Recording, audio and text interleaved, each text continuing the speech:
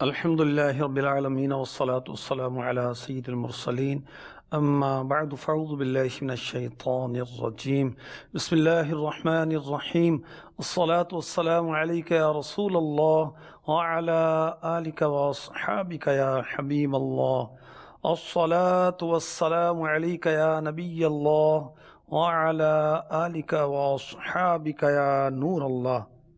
نبی رحمت شفیع امت صلی اللہ تعالی علیہ وسلم کا فرمان شفاعت نشان، جو مجھ پر درود پاک پڑھے گا میں اس کی شفاعت فرماؤں گا۔ سبحان اللہ۔ صلو علی الحبیب صلی اللہ تعالی علی محمد وعلی آلہ وصحبہ وبارک وسلم۔ امام اعظم ابو حنیفہ نعمان بن ثابت رحمۃ اللہ تعالی علیہ کی شان میں انشاءاللہ الرحمن آج ان کی ذہانت کے تعلق سے سنیں گے۔ 2 شعبان کو آپ کا یوم عرس ہے۔ آپ مجتہد اور کروڑوں حنفیوں کے پیشوا ہیں، بہت بڑے عالم، حافظ قرآن، قاری قرآن، حامل قرآن، عالم قرآن، سبحان اللہ، اور بہت بردبار، دیانتدار، تاجر، خوف خدا والے، تقوی والے، اور بہت کثرت سے عبادت کرنے والے، کثرت سے تلاوت کرنے والے، عفو و درگزر کرنے والے، معاف کرنے والے، ذہین بھی بہت تھے۔ ان کی ذہانت کے کچھ واقعات انشاءاللہ الرحمن ہم سنیں گے۔ ایک شخص حاضر ہوا اور کہا کہ اس شخص کے بارے میں آپ کیا کہتے ہیں؟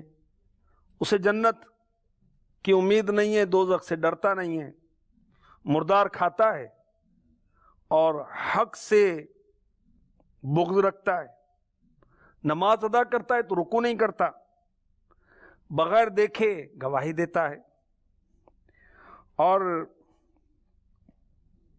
فتنوں کو اچھا جانتا ہے۔ شاگردوں نے سنا تو کہا کہ یہ شخص گمراہ اور بے دین معلوم ہوتا ہے۔ میرے آقا امام اعظم ابو حنیفہ رحمۃ اللہ تعالی علیہ نے ارشاد فرمایا کہ ذرا غور کرو۔ پھر فرمایا مجھے تو لگتا ہے کہ یہ شخص درست اعتقاد والا ہے۔ اس کے بارے میں کہا گیا کہ جنت کی امید نہیں، دوزخ کا ڈر نہیں، تو یہ وہ شخص ہے جو اللہ کی ذات سے اس کی رحمت کی امید رکھتا ہے، اللہ کی عبادت اللہ کی رضا کے لیے کرتا ہے، اس سے جنت کی خواہش نہیں ہے، دوزخ کا ڈر نہیں ہے، اللہ کی رضا کا طالب ہے۔ وہ 2 جانور جو مردار کھانا جائز ہے وہ کھاتا ہے، مچھلی اور ٹڈی، انہیں بغیر ذبح کیے وہ کھایا جاتا ہے، تو مردار کھاتا ہے، اس کا مطلب یہ ہے حق سے بغض رکھتا ہے۔ تو اس سے مراد یہ ہے کہ موت برحق ہے مگر اس کو وہ ناپسند کرتا ہے، ظاہر ہے کہ اس میں خوف تو ہوتا ہے، اور نماز ادا کرتے ہوئے رکوع نہیں کرتا، تو اس سے مراد نماز جنازہ ہے کہ نماز جنازہ میں رکوع نہیں، بے دیکھے گواہی دیتا ہے، تو وہ اللہ تعالی کو بے دیکھے اس کی توحید کی گواہی دینے والا ہے۔ فتنوں سے محبت کرتا ہے، تو اس سے مراد یہ ہے کہ وہ مال اور اولاد سے محبت کرتا ہے۔ امام اعظم ابو حنیفہ نعمان بن ثابت رحمۃ اللہ تعالی علیہ نے یہ بات مکمل کی تو سوال کرنے والے نے آگے بڑھ کر بہت ادب اور احترام سے آپ کی پیشانی پر بوسہ دیا اور کہا میں گواہی دیتا ہوں آپ علم کے اور بصیرت کے امام ہیں۔ امام اعظم ابو حنیفہ، امام اعظم ابو حنیفہ، گناہ کے دلدل میں پھنس گیا ہوں، میں دھس گیا ہوں، نکالو مجھ کو برائے آدم، امام اعظم ابو حنیفہ۔ الحبیب صلی اللہ تعالی علی محمد وعلی آلہ وصحبہ وبارک وسلم۔ آپ بہت ذہین تھے، اور آپ کے بارے میں یہ بھی کہا گیا کہ آدھی مخلوق، آدھے انسانوں کے برابر اگر آپ کی عقل تولی جائے تو آپ کی عقل سب پر فائق ہوگی۔ اتنے ذہین تھے۔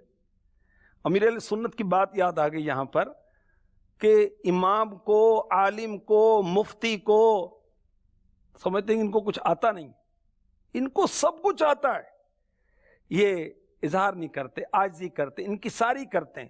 جو عالم ہوتا ہے وہ بہت ذہین ہوتا ہے، قرآن پاک کی تلاوت کی برکت سے اس کا سینہ کشادہ ہو جاتا ہے، علم دین حاصل کرنے کی برکت سے اس کا ذہن کھل جاتا ہے، اللہ تبارک و تعالیٰ اس کو وہ کچھ علوم عطا فرماتا ہے کہ جو اوروں کے پاس نہیں ہوتا ہے۔ بہرحال امام اعظم ابو حنیفہ رحمۃ اللہ تعالی علیہ کتنے ذہین تھے، اور کتنے حسن تدبیر کے ساتھ اصلاح کیا کرتے تھے۔ یہ مبلغین کے لیے، علماء کے لیے بھی ایک زبردست مثال ہے کہ کسی بگڑے ہوئے کی اصلاح کس طرح کریں، وہ بگڑا ہوا عقیدے میں ہے یا عمل میں ہے۔ کوفے کے اندر ایک شخص امیر المؤمنین عثمان غنی ذو النورین جامع القرآن رضی اللہ تعالی عنہ کی شان میں بکواس کرتا تھا، معاذ اللہ آپ کو یہودی کہتا تھا، اللہ کی پناہ۔ ایک بار امام اعظم ابو حنیفہ نعمان بن ثابت رحمۃ اللہ تعالی علیہ اس کے پاس تشریف لے گئے، انفرادی کوشش کی اور فرمایا آپ کی بیٹی کے لیے رشتہ لایا ہوں، لڑکا ایسا ہے ہر وقت اس پر خوف خدا غالب رہتا ہے، بڑا متقی، بڑا پرہیزگار، ساری رات عبادت میں گزار دیتا ہے۔ اس شخص نے کہا کہ بہت خوب، ایسا داماد تو ہمارے خاندان کے لیے سعادت کی بات ہے۔ امام اعظم نے فرمایا ایک عیب ہے وہ یہودی، اس کا مذہب جو ہے وہ یہودی ہے۔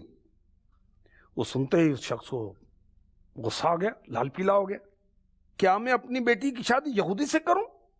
امام اعظم نے نرمی سے فرمایا بھائی، آپ خود تو اپنی بیٹی یہودی کے نکاح میں دینے کے لیے تیار نہیں، یہ کیسے ہو سکتا ہے کہ اللہ کے محبوب صلی اللہ علیہ وسلم ایک کے بعد دوسری دو شہزادیاں یعنی یک کے بعد دیگرے کسی یہودی کے نکاح میں دے دیں؟ یہ سن کر اس کی عقل جو ہے ٹھکانے پر لگی، شرمندہ ہوا، اور اس نے میرے آقا عثمان غنی رضی اللہ تعالی عنہ کی شان میں گستاخی کرنا ترک کی اور مخالفت سے توبہ کی۔ سبحان اللہ، میرے آقا عثمان غنی رضی اللہ تعالی عنہ کو یہ شان حاصل ہے کہ میرے آقا علیہ الصلوۃ والسلام کی ایک شہزادی آپ کے نکاح میں آئیں، جب وہ فوت ہو گئیں تو اس کے بعد دوسری شہزادی میرے آقا علیہ الصلوۃ والسلام نے ان کے نکاح میں دی۔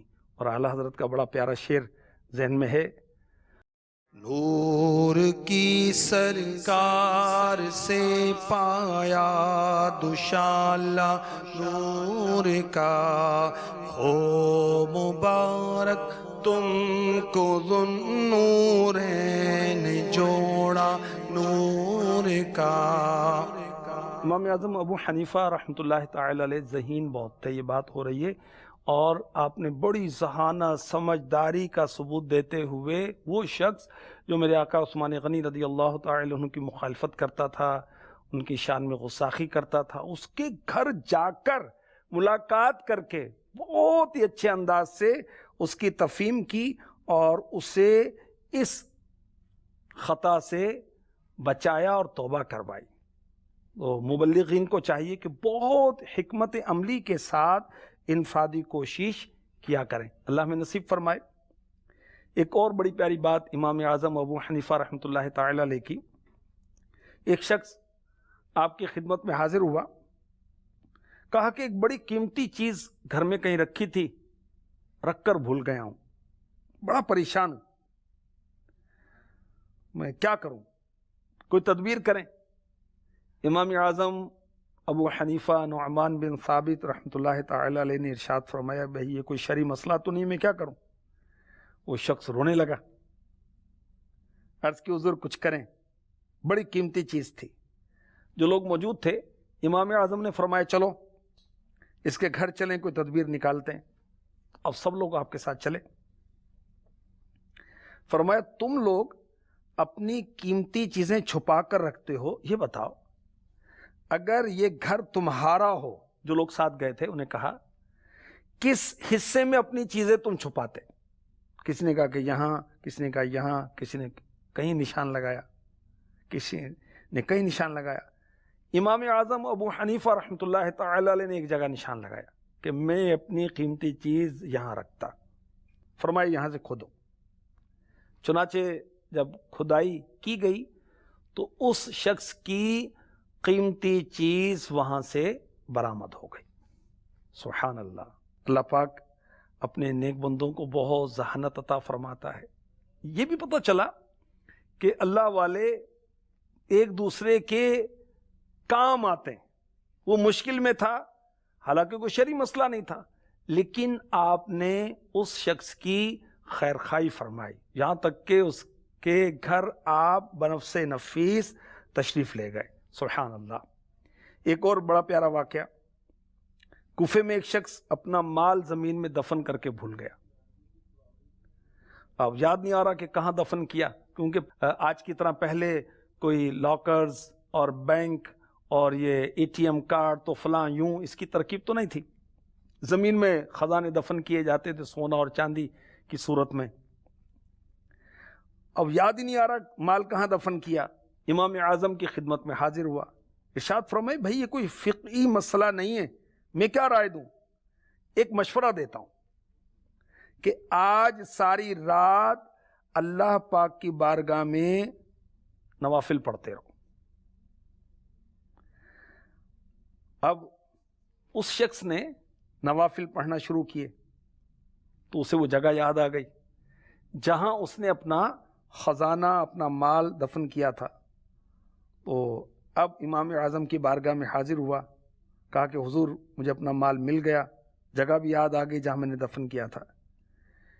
امام اعظم ابو حنیفہ نعمان بن ثابت رحمۃ اللہ تعالی علیہ نے ارشاد فرمایا مجھے یہ خیال تھا کہ شیطان تجھے ساری رات عبادت نہیں کرنے دے گا، اچھا ہوتا کہ یاد آنے کے باوجود تم شکرانے کے طور پر ساری رات عبادت کرتے۔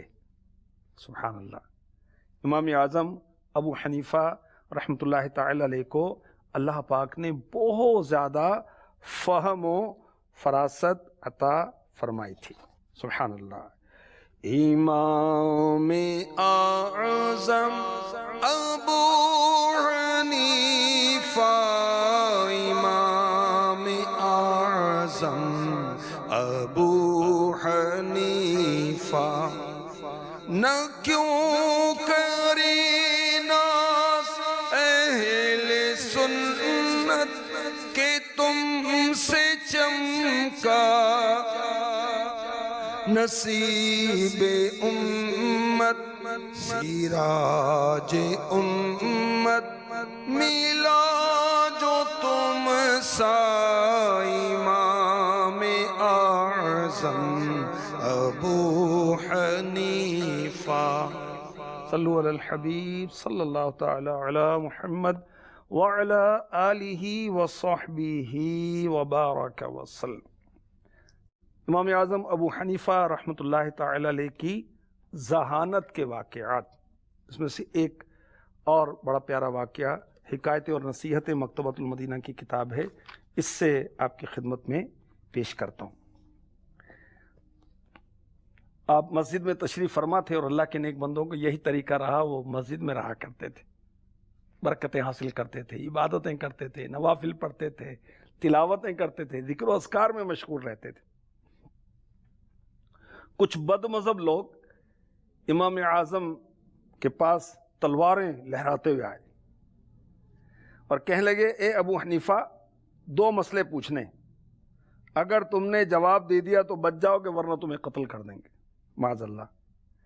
فرمایا تلواریں اپنی میان میں ڈالو، میری وہ توجہ بڑھتی ہے، دل مشغول ہوتا ہے۔ کہا نہیں ہم نہیں چھپائیں گے۔ فرمایا پوچھو جو پوچھنا ہے۔ اس نے کہا کہ دروازے پر 2 جنازے ہیں، ایک شرابی ہے اس کو اچھو لگا، غوطہ بھی کہتے ہیں اس کو، اور نشے کی حالت میں مر گیا۔ دوسرا جنازہ ایک بدکار عورت کا ہے، وہ بدکاری سے حاملہ ہوئی، توبہ سے پہلے بچے کی ولادت کی وجہ سے فوت ہو گئی۔ یہ دونوں مسلمان مرے یا کافر مرے؟ سوال کرنے والے جو بد مذہب تھے، جن کا عقیدہ ٹھیک نہیں تھا، ان کا عقیدہ کیا تھا کہ اگر کوئی مسلمان ایک گناہ بھی کر لے تو وہ کافر ہو جاتا ہے۔ حالانکہ ایسا نہیں ہے، گناہ نہیں کرنا چاہیے، لیکن گناہ کرنے سے انسان کافر نہیں ہو جاتا۔ ہاں، کسی حرام قطعی کو حلال سمجھ کے کرے گا، جیسے قتل مسلم ہے، مسلمان کو قتل کرنا ہے، اس کو حلال سمجھ کر قتل کرے گا، اب کافر ہو جائے گا۔ بہرحال گناہ سے انسان کافر نہیں ہوتا۔ امام اعظم رحمۃ اللہ تعالی علیہ کی اب ذہانت دیکھیے، اگر آپ ان دونوں کو مسلمان کہتے تو یہ آپ کو شہید کرتے۔ فرمایا کس تعلق سے ان کا فرقہ تھا؟ آپ کی ذہانت اور سمجھداری۔ یہودی تھے؟ کہا نہیں۔ پوچھا عیسائی تھے؟ کہا نہیں۔ فرمایا کیا وہ آگ کی پوجا کرنے والے تھے یہ دونوں جو مرے؟ کہا نہیں۔ کیا مذہب تھا ان کا؟ بت پرست تھے؟ کہا نہیں۔ وہ کون تھے؟